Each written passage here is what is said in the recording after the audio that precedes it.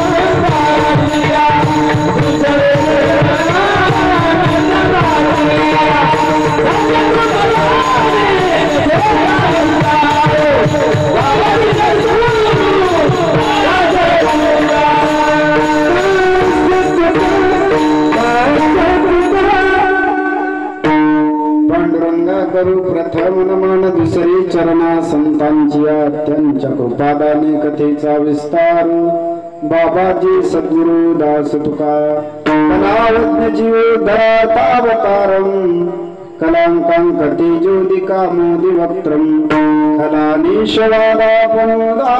दक्षं समाधिस्थमूर्तिं भजे ज्ञानदेवं ओम नमो ज्ञानेश्वरा करुणाकरा दयाळा तुमचा अनुग्रह लादलो पावन झालो चराचरी नमो सद्गुरु तुकया ज्ञानदीपा नमो सद्गुरु सच्चिदानंद रूपा नमो सद्गुरु भक्त कल्याण मूर्ती नमो सद्गुरु भास्करा पूर्ण कीर्ती सेवी लागी सेवक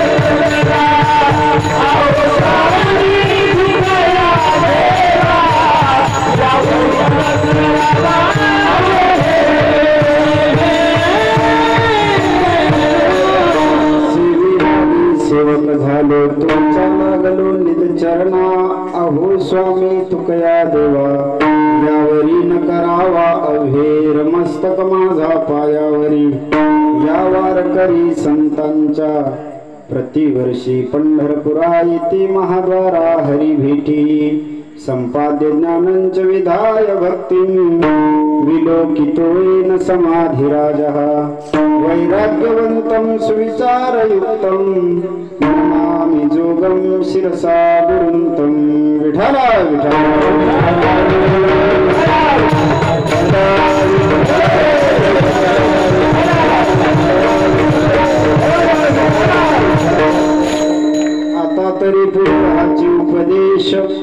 आता तरी पुढे हाची उपदेश नका करू नाश आयुष्याचा सकळांच्या पाया माझे दंडवत आपुलाली चित्त शुद्ध करा।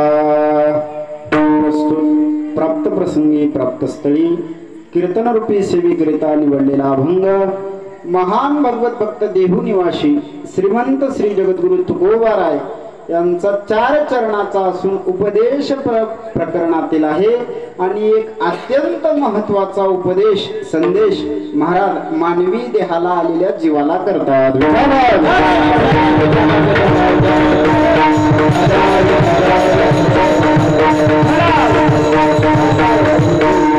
अभंगावर काहीसं चिंतन करण्यापूर्वी 2 शब्दाचा परिहार.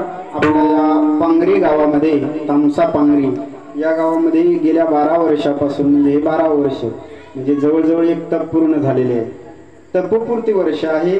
या 12 वर्षाच्या अखंड साधनेला आपल्या वैदिक संस्कृतीमध्ये एखादी अखंड 12 वर्ष साधना चालली की तिला एक तप म्हणतात. असं हे तपपूर्ती वर्ष तुमच्या सर्व गावकऱ्यांच्या वतीने पूर्ण झालेला आहे. पूर्णत्वास नेत आहोत होत आहे. या 12 वर्षापासून चालत आलेल्या सप्ताहामध्ये रामकथा असेल, कधी भागवत कथा असेल, असं दिवसभर त्या ठिकाणी कथा, नंतर हरिपाठ, कीर्तन, हरिजागर, सकाळी काकडा आणि ज्ञानेश्वरी पारायण अशा प्रकारचे कार्यक्रम त्या ठिकाणी राबवले जातात. सर्व गावकऱ्यांचं विशेष त्या ठिकाणी सहकार्य असतं. भगवान श्रीकृष्ण परमात्मा आणि हनुमंतरायाच्या दरबारामध्ये हा कार्यक्रम त्या ठिकाणी होत असतो. कार्यक्रमाला उपस्थित सर्व श्रोतृवर्ग, गावकरी मंडळी आणि परिसरातील सर्व गुणजन मंडळी, गायक, वादक, संत वृंद, ज्येष्ठ श्रेष्ठ, कथाकार, टाळकरी, माळकरी सगळेच त्या ठिकाणी उपस्थित आहेत. सगळ्यांची नावं मला काही तशी माहिती नाहीत आणि तसा विशेष नामोल्लेख करण्याची गरजही नाही. त्याच्यामुळे सगळ्यांच्या चरणावर नतमस्तक होतो. कथाकार आमचे हरिभक्तपरायण बाबू महाराज आंदेगावकर यांच्या मुखातून आपण कथा ऐकत आहात. कथेला साथ करण्यासाठी आमचे माऊली आहेत, सर्वच गुरुनिजन परिसरातील मंडळी आहेत आणि आमचे गुरुबंधू आणि मित्र परमार्थ स्नेही आपल्या गावचं भूषण आमचे पांडुरंग महाराज नागलवाडकर, ज्यांनी गुरुवरे महाराजांकडे अखंड ज्ञानेश्वरीचं चिंतन केलं आणि ज्ञानेश्वरी पाठ केली, ते सुद्धा कीर्तनाला उपस्थित आहेत. त्यांच्याच योगानं तुमच्या दर्शनाचा योग आहे. आणि मृदंगाला साथ करण्यासाठी आमचे आबा पांडुरंग महाराज भिसे हिंगोली जिल्ह्याचं भूषण, ते सुद्धा आहेत. सर्वांच्या चरणावर नतमस्तक होतो आणि आता जास्त पाल्ला न लावता माझ्या चिंतनाला प्रारंभ करतो.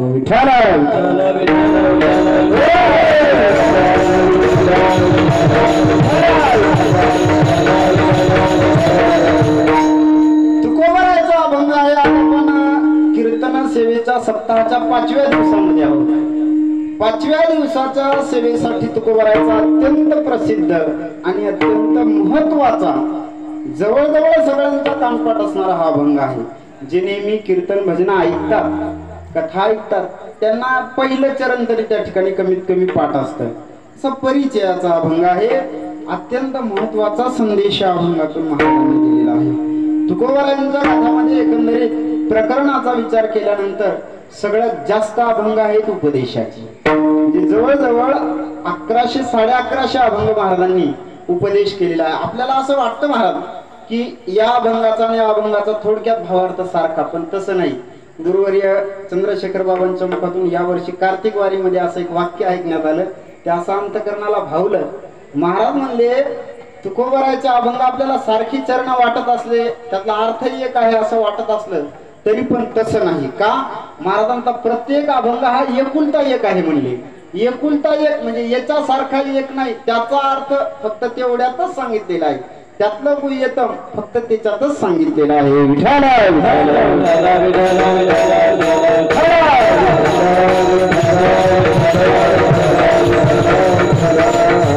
थोडस लक्षपूर्वक चिंतन आहे का.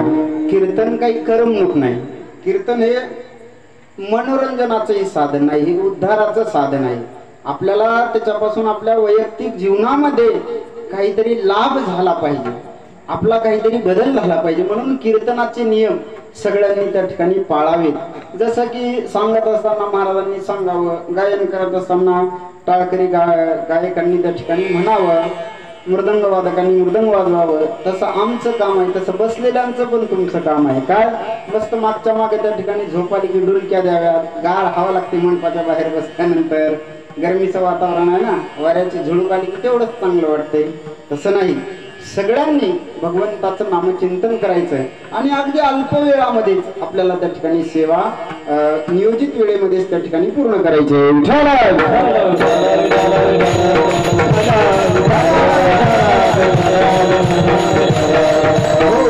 संतांनी सांगितलेलं प्रत्येक वाक्य प्रत्येक चरण हे अत्यंत महत्वाचं आहे महाराज.